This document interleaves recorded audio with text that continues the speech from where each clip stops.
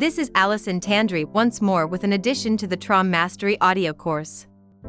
If you are new to this channel, please navigate to our playlist entitled Start Here for a basic understanding of the resolution of the mind, also known as TROM.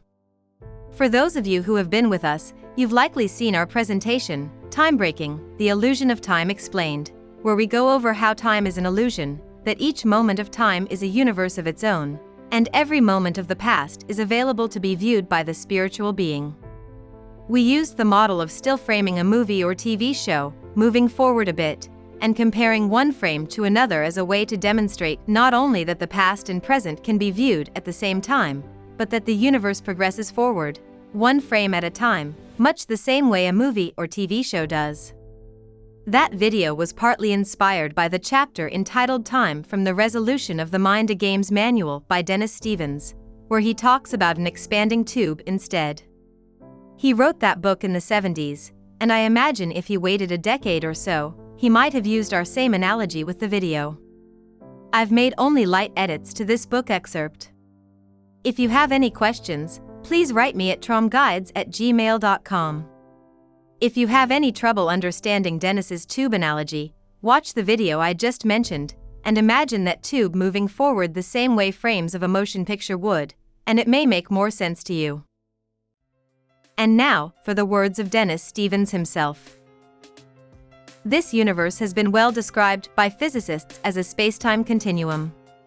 It has 3 spatial dimensions, and 1 time dimension at right angles to the 3 spatial ones.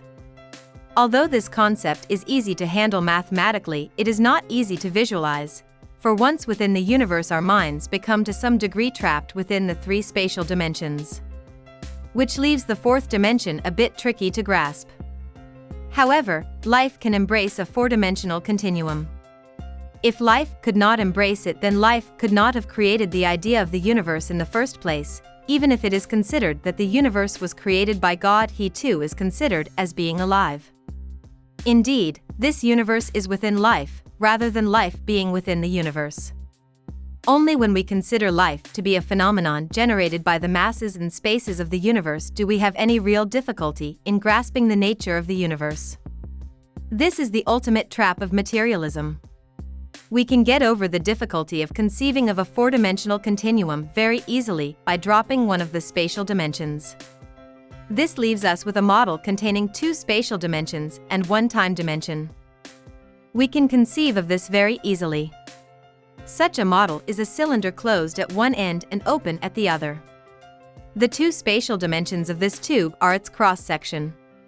The time dimension is the length of the tube at right angles to the cross-section. The closed end of the tube is the beginning of the universe. The open end is now. As time passes, the tube gets longer. If we now imagine our tube to be populated with beings who can only easily perceive the 2 spatial dimensions, our model is complete. We, of course, being easily able to perceive in 3 dimensions, can see the whole tube. The beings in the tube, by their own creativity and games play, make time, and thus continuously extend the tube. We outside the tube, by observing them and seeing what they are doing, could easily predict the future of the tube.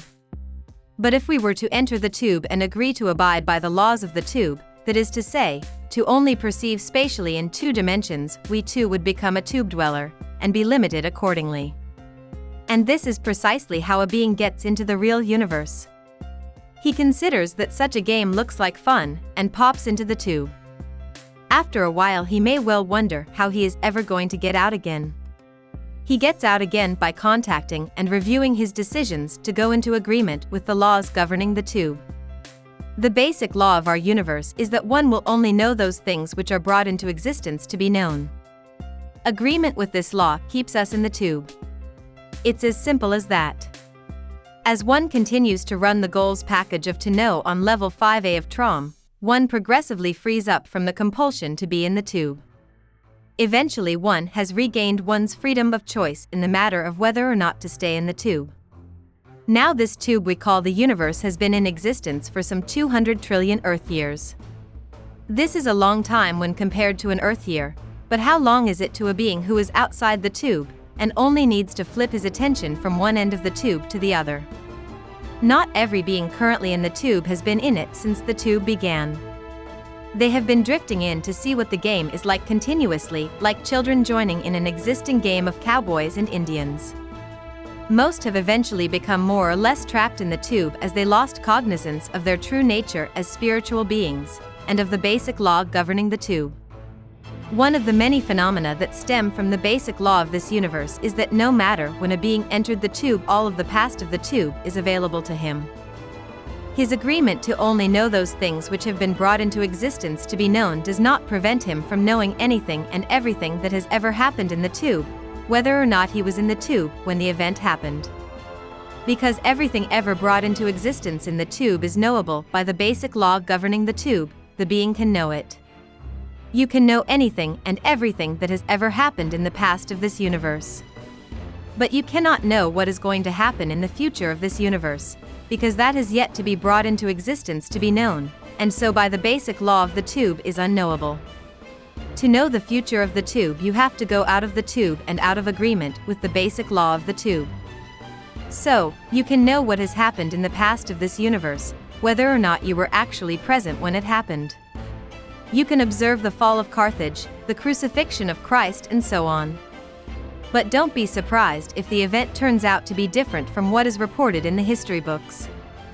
As we know, people can and do assume the identities of well-known historical figures for the purposes of games play. This can and does become quite compulsive amongst certain types of personalities. We can predict that it would be most compulsive amongst the insane. And it is so. Any given insane asylum may have 5 Napoleons, 4 Christs, and a couple of Genghis Khans. Where did they all learn so much about these identities to be able to ape them so well? Need we ask? Are any of these insane people reincarnations of the originals? Probably not. But all of them have the native ability to know everything there is to know about the originals by examining the past of this universe. Another aspect of the same phenomena is that any incident that occurred in the distant past of this universe can be found in the past of any being in the universe today. And it is ridiculously easy for the being to believe that he was involved in this incident, for he has no evidence to the contrary. Again, then, we see the sheer futility of ransacking the past of this universe in search of the so-called reasons why for current behavior. The being has the whole history of this universe to draw upon when he is a bit short of a convincing reason why for a postulate, and will not hesitate to do so when pressed. Clutching a cherished postulate to his bosom, he will happily and methodically relate any and all of it to those who are stupid enough to search for the reasons why of his postulate. Only by resolving postulates in conflict can the being be freed from the trap the universe has become for him. This is the subject of the goals packages in general, and the to know package in particular. Thanks for listening today. If you have any difficulty with this presentation, first make sure you've listened to all of the previous installments of this series, and then if necessary, make sure to listen to this with a good dictionary to hand, and if all else fails, write to us with your questions. For now, I'm Allison Tandry. This has been a presentation of DIY Salvation. Don't just use your mind. Resolve it.